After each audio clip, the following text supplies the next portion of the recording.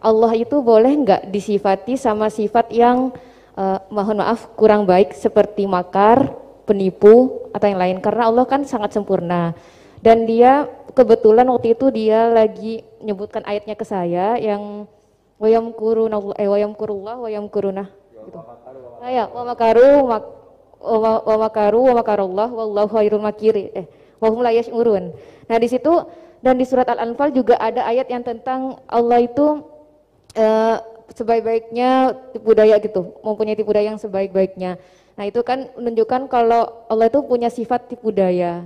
Jadi dia waktu itu agak ngotot ke saya, berarti Allah juga bisa dong disifatin sama sifat yang jelek-jelek yang seperti itu Mbak Nafila gitu katanya.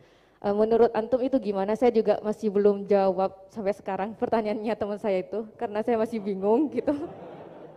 Jadi saya tanya sama Gus gitu, mungkin ada pencerahan gitu buat saya menjawab gitu. Terima kasih. Assalamualaikum warahmatullahi wabarakatuh. Di antara balaghah itu ada namanya wal ityan bil kalimah lil musyakalah. Jadi mendatangkan kalimat bukan dengan makna semestinya tapi lil musyakalah. Musyakalah itu perimbangan.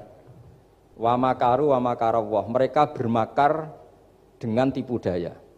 Wa makarawah, dan Allah pun melakukan itu. Berarti Allah menipu daya mereka? Ya enggak. Kalau dilakukan orang baik itu namanya kecerdasan. Tapi kalau dilakukan orang dolim itu namanya tipu daya. Jadi misalnya gini, ada orang bikin alarm supaya maling itu terdeteksi atau pakai CCTV, itu namanya kecerdasan. Tapi kalau maling pakai CCTV untuk kalau nyolong, ngerti pergerakan yang punya rumah. Jadi sama-sama melakukan itu, tapi beda. Nah, di balaghah itu ada istilah musyakalah. Musyakalah itu, ayat itu sebenarnya banyak, Mbak. Ada yukhadi'una waha wa huwa khadi'uhum wa yamkuruna wa yamkuruwah wa makaru wa makaru, itu banyak. Jadi di antara sisi yang harus kita pelajari dari ilmu balaghah adalah kalimat itu banyak yang tidak semestinya.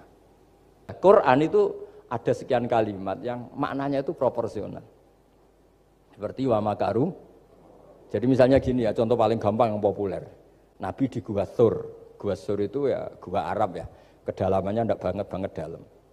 Terus Allah merekayasa itu dengan cara ada laba-laba yang masang jaringnya di situ, terus ada burung dara yang di situ. Itu ya disebut makruh, rekayasa Tuhan. Tapi orang pasti sepakat itu namanya kecerdasan. Karena orang kafir yang mengklaim dirinya cerdas, dirinya terlatih, dirinya ahli mendeteksi musuh, ternyata hanya ditipu seperti itu, nggak tahu. Nah, karena ini pekerjaan kesalehan disebut kecerdasan.